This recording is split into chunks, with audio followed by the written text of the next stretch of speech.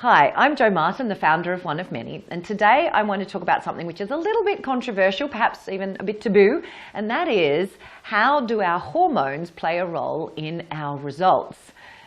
Even saying it out loud is a little bit terrifying, isn't it? Now, I know I'm a doctor, so I might have a slightly different perspective on this than many people.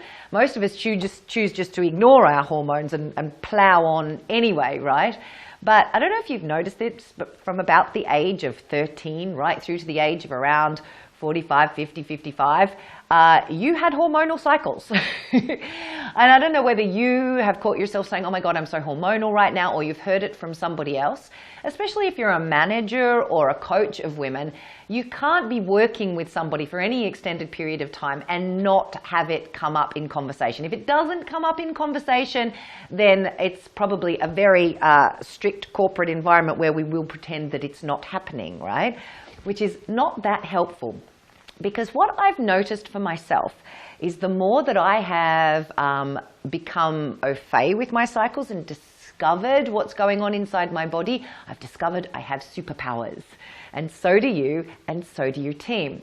So let me tell you a bit more about that. First of all, I want to start with a little bit, I'm paraphrasing, it's not a direct quote, but there was an interesting book I read once called The Female Brain by Dr. Luann Brizendine. And there was some great research in there, some of which has been disputed in recent science, but it's not, I think fundamentally at the core of it, there was a very interesting piece, which I do 100% agree with. And she observed that because our physiology, our hormones change so much through a monthly cycle, we know that impacts our physiology, right? We know it impacts our physiology with what's going on in our uterus and so forth. But it also affects our psychology. And sometimes for some women, and a great many women in our experience here at One of Many, it actually goes so far that it impacts our psychology and impacts our whole world view. Let me give you my own personal story here as an example. So I know that the more that I've leaned into my hormonal cycle and how it impacts the way that I'm approaching a day, what kind of energy I've got, I've discovered that I have great powers at sometimes and I have really challenging days. For instance, I know that 7 days before my period is due, which although I've never had my hormones tested, I can tell you, I know what's going on in there. That is the day my progesterone is plummeting, estrogen is plummeting, testosterone is plummeting, all of my hormones are plummeting. It happens in every cycling woman, that a big plummet right before, about 7 days before period happens, which in the old days I would have called PMT, or I would have just ignored it. Now I know that no matter how even aware of it I still feel like the world is ending. In fact, in this cycle just gone, I remember saying to my husband, Greg, the world is actually ending. Now, even being aware of it, knowing that I'm on day 21 of my cycle, even being aware of it is not enough to actually impact the strength of the feelings I have at that time. No matter how hard someone tries to argue it, everything has to be thrown up and totally transformed. The team are really underperforming. I've got the best team in the whole wide world, but on day 21, I need to throw it all up in the air and give everybody new jobs. On day 21, I need to pull my child out of school and homeschool him. On day 21, clearly Greg was the wrong choice in life partner. My emotions speak so strongly, and it's the God's honest truth. Now, somewhere deep in my psyche, there's 1% of me saying, it's day 21, don't take any action today. I used to act on that all of the time. But there are other days in my cycle, for instance, where I know, 2 chocolate mousses just isn't enough. And you go for that 3rd chocolate mousse, and all you want to do is curl up under the duvet and speak to nobody. And then there are other days in my cycle, about 4 or 5 days later than chocolate mousse duvet day, or doona, as we would call it in Australia. I've been anglicised, sorry about that.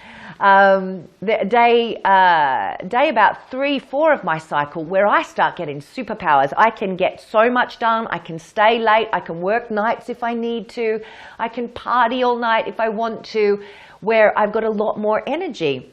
And then there's another time in my cycle, a little later on, where I've got superpowers for connection and understanding and empathy and being with people.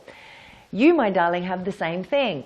And when we start to become aware of this, especially if we are coaches or managers of women, we can start to ebb and flow and understand that, okay, on a doona/duvet day, maybe the best thing you can do is spend half a day in the doona and watch movies.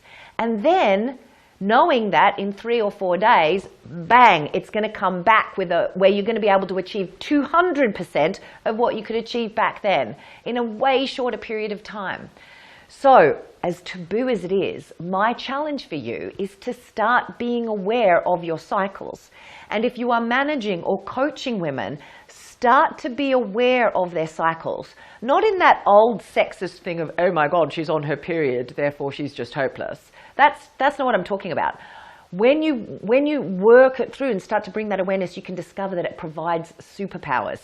It really does.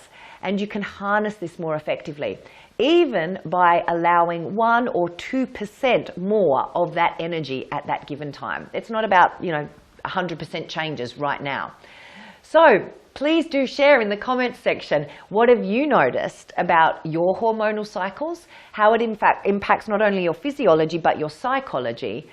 And if you are a coach or a manager of other women, what have you noticed about it in your organization or in your coaching practice? I'm interested to hear in the comments section. If this has hit a nail on the head for you, please do like the video and share it wide.